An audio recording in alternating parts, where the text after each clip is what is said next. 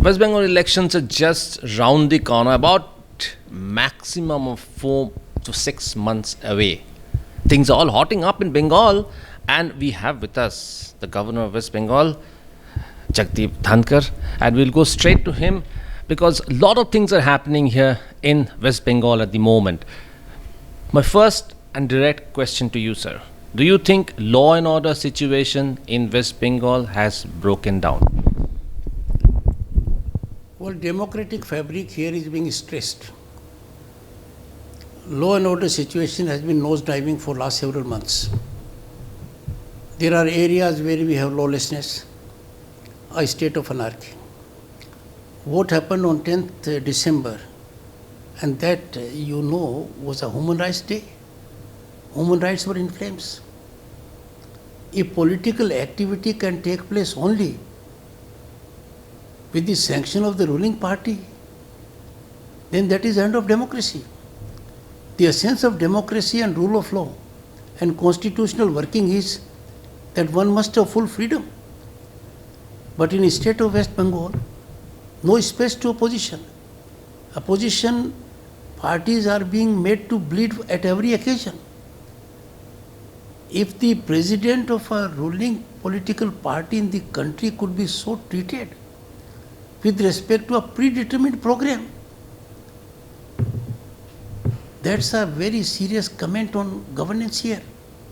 Do you think that complete breakdown of the law and order situation at the moment in the state? I had written to the Chief Minister on 18th October that steps must be taken to improve law and order, and I had indicated we are at a penultimate stage.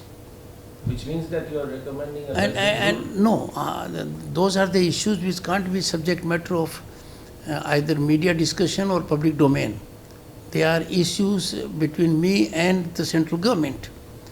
But as constitutional head, I am worried. I am deeply concerned.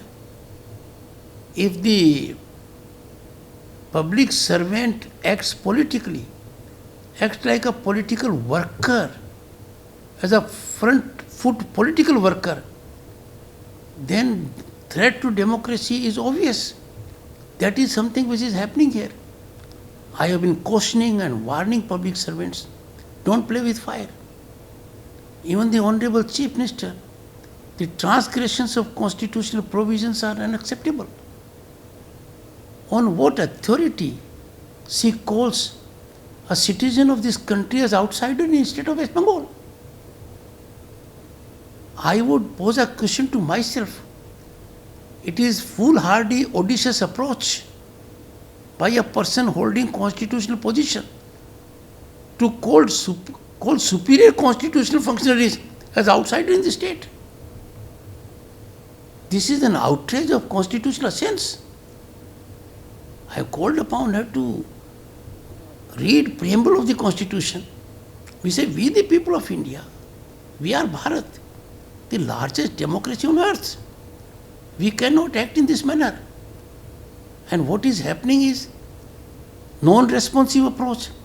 I need to know what are the obligations of Mr. Purkashta, former DGP. He is functioning since mid-2018. Designation is a big one, State Security Advisor. I am told his office is fully politicized, effectively planning for the next election, positioning people so that the same thing could be done. Now, how can we have a repeat of what happened earlier? Violence during elections, rigging of elections, police and administration acting politically. That will spell alarming scenario for democracy. That is what is happening. So I want to discount these reports that he is acting politically. No information is given to me. I am left with no option. I got inputs of fact content. The government doesn't respond. What do I do? But why don't they respond to the governor? Why don't they tell me what happened for the pandemic purchase 2,000 crore scam? It was ordered by the Chief Minister. She was impressed by the irregularities, serious irregularities. Many were pointed to me also. But those who were required to be investigated became investigators. You are putting that report under the carpet. How can you do it? Was it a cover-up exercise? That can't be allowed.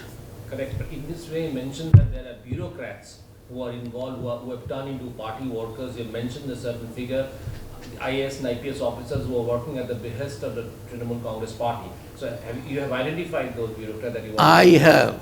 So what is the next step? I have identified them, and they know that I have identified them. They are acting not as political workers, but as frontline political workers. IAS and IPS officers. They have become stakeholders in the ruling party coming back to power. It is not my job to play politics. Political parties can go the way they wish to. But if administrative apparatus is misused, if public servants act as political workers, I step in. My only word of caution to them is, they are playing with fire.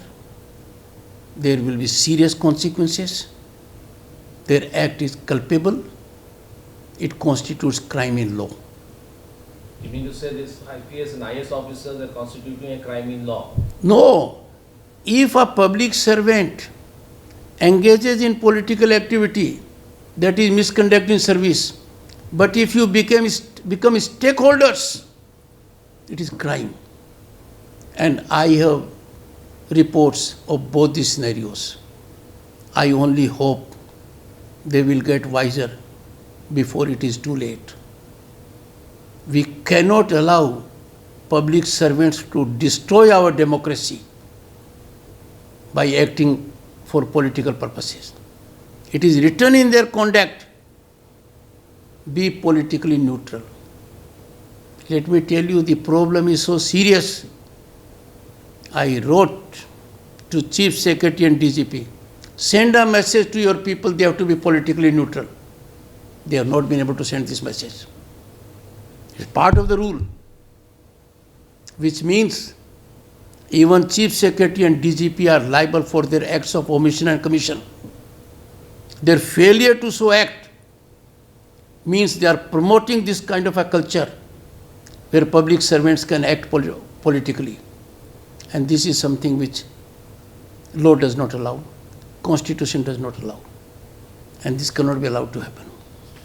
So in such a scenario, there's a breakdown of the law and order situation.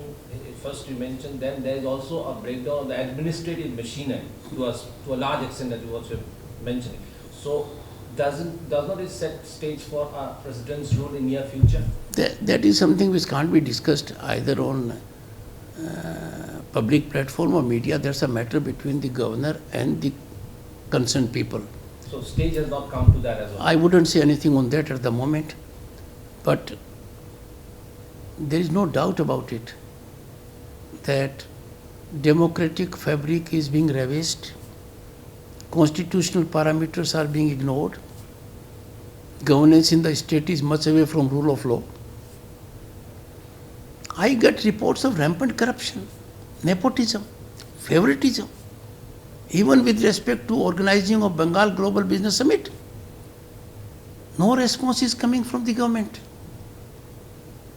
When they don't reply to me, then the inputs I get, I am forced to look at them for a second time with belief. And the kind of fiscal management present government is doing, I hope they get wiser before it is too late. They are engaged in an act as if the state exchequer is their private coffer. State exchequer is not their private coffer. Everything in state exchequer has to be accountable. And look at their attitude. The governor of the state got reports from 5 divisional commissioners about rape and kidnappings. They are senior people.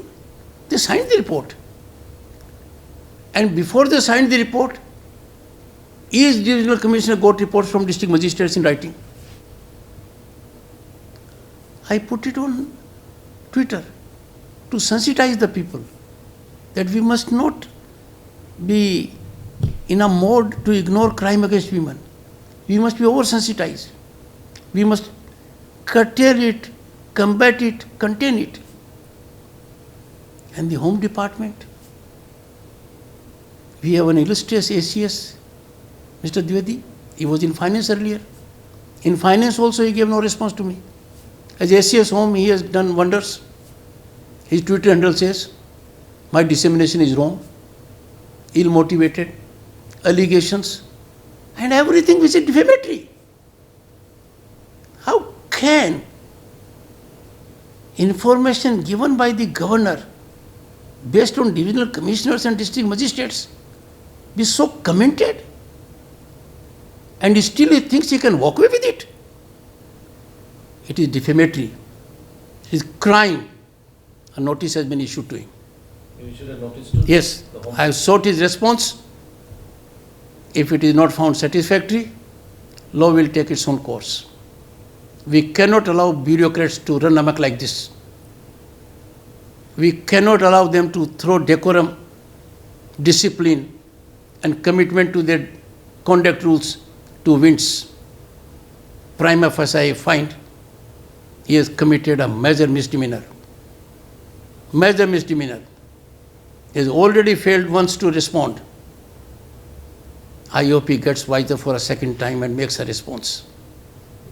And no one can digest it. Number of people have written to me. If we don't crack the mess now, we will be ending rule of law. And this will happen. In such a scenario, now the party has also gone on an offensive against you, stating that the ruling party, Trinamool Congress, stating that you are behaving like an opposition leader as a BJP leader. Ignore it, you see. Unless you find substance in that, ask a question. The governor commits himself in writing. The governor has been writing to the chief minister. That is in black and white. Let her respond. She did respond once, running into several pages. And you know how it ended. I confine only to Constitution, script of Constitution, and take command only from Constitution. But I cannot appear to be weak or spineless. I'll be cautious, careful, full of optimism, ever in the hope things can look up. But if my patience, perseverance will be misunderstood as weakness, they are mistaken. As regards what they are doing is a serial, they do it every day. It has no impact on me. They have a locust team also on Twitter. I would lend my ears seriously, not only to political party, to anyone who will point out to me, Governor, this is the step you have taken. According to us, this is beyond your power. I am open to correction. No such input has come to me. If you get any such input, you can see my communications and my tweets. I'll be happy to react to it. Thank you very much, Governor Sahab. And that was Governor Jagdeep Dhankar mincing no words in saying that he means business within the purview of the Constitution. And he is not going to take things lying down. Abhijit Nandi Majumdar for ANM News from Raj Bhavan, Kolkata. Please don't forget to subscribe our channel and also click the bell icon to get the latest updates.